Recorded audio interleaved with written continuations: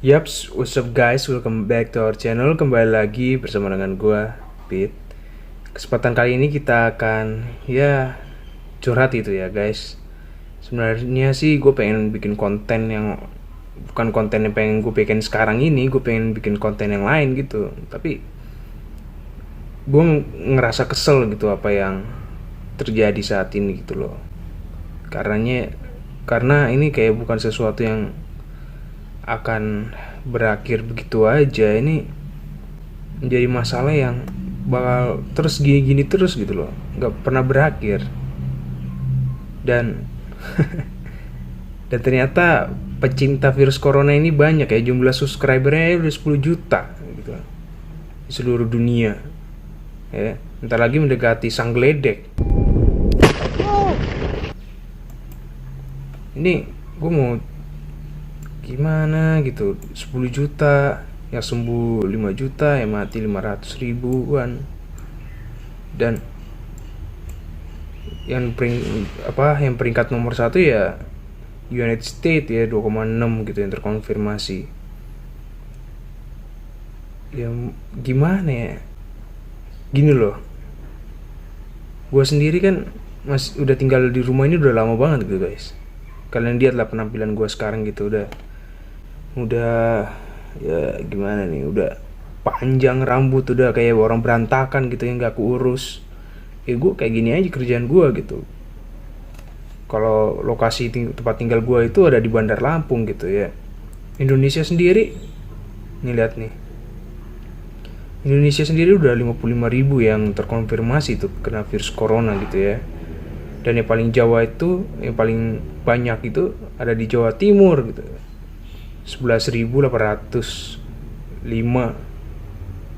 lebih tinggi dari Jakarta 11.237. Makanya sampai dibilang ya ini Jawa Timur bakal jadi epicentrum yang bakal seperti Wuhan gitu.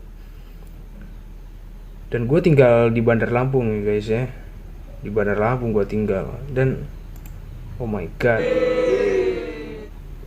kalian pikir gue nggak takut gitu? Jumlah kasusnya ada 188, laki-laki 122, perempuan 66 gitu. Oh my god, gue males kasih lihat ininya ya.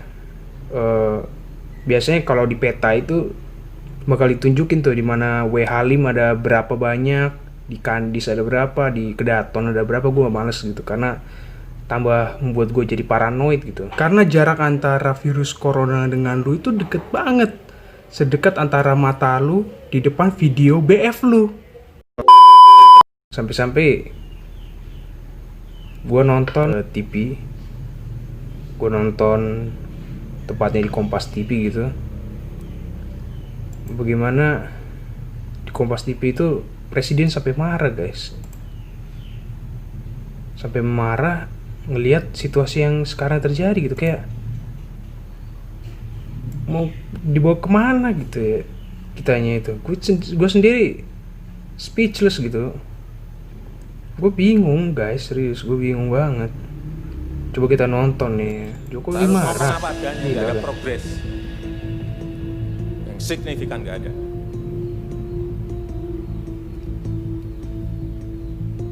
Kalau mau minta perpu lagi, saya buatin perpu. Lu sudah ada belum cukup. Asal untuk rakyat, asal untuk negara. Saya pertaruhkan reputasi politik saya. Jengkel dan gusar, itulah yang terlihat dari pidato Presiden di depan menteri-menterinya saat sidang paripurna Kabinet 18 Juni lalu. Dalam video yang diunggah di kanal YouTube Sekretariat Presiden, juga jengkel. berulang kali Presiden Jokowi mengekspresikan kekecewaannya. Lambatnya belanja kementerian jadi poin kejengkelan Jokowi. Saya lihat masih banyak kita ini yang seperti biasa-biasa saja. Saya jengkelnya di situ. Ini apa nggak punya perasaan? Suasana ini krisis.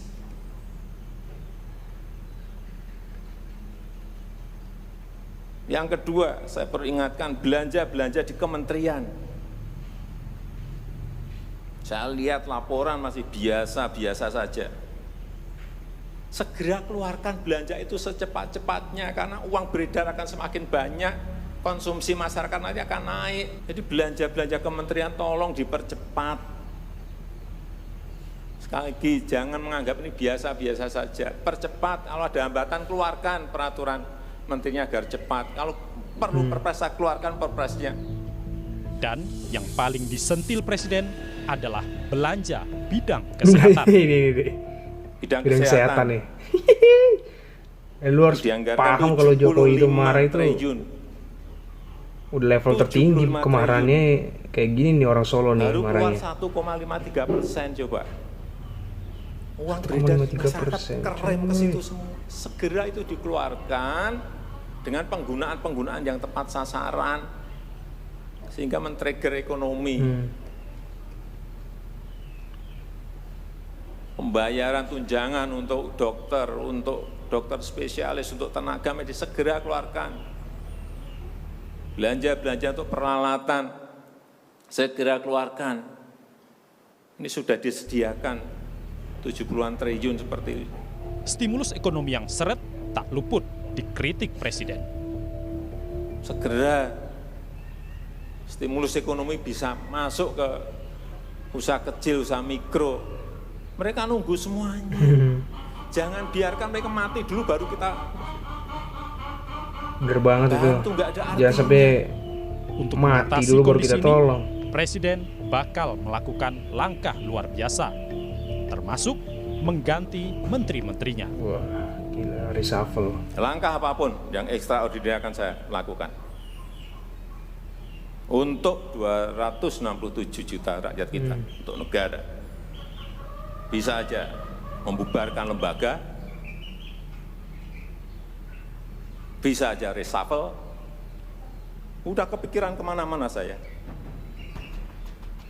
Video kejengkelan Presiden pada menteri-menterinya baru diunggah Sekretariat Presiden 28 Juni kemarin. Gitu ya. Pokoknya dia kesel banget gitu sama menteri-menterinya. Aduh, kok bisa kayak gitu ya?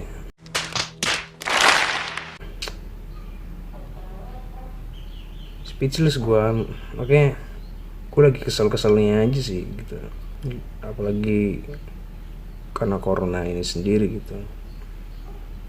Terakhir gue nonton gitu ya kemarin, maksudnya sampai Bu Risma itu sujud itu hal yang nggak biasa gitu. Maksudnya coba kita nonton videonya aja ya. Risma sujud di depan dokter dari ID. Kopi anak-anak muda, kemudian Sampai sujud 2 kali.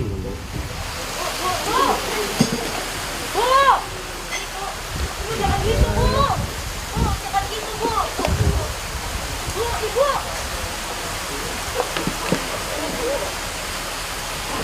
Sujud ya. Karena overload pasien COVID-19. Maksudnya kenapa sih? Aduh. Antara Risma dan Kofifa ini gak bisa akur gitu loh. Dan juga kenapa bisa naik terus gitu. menurut saya Gue kasihan semua.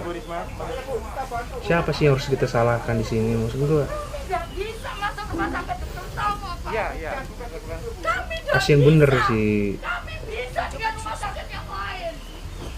Kami nggak bisa masuk. Kasihan banget si Risma. Kalau berbanyak Kasihan banget si Bu Risma ini. kami nggak bisa masuk di sana. Kami dengan rumah sakit yang lain bisa. jadi begini kelihatannya Bu Risma. Jadi menurut saya itu hanya Hasilnya tetap nihil. kalau bisa indikasi untuk kepulangan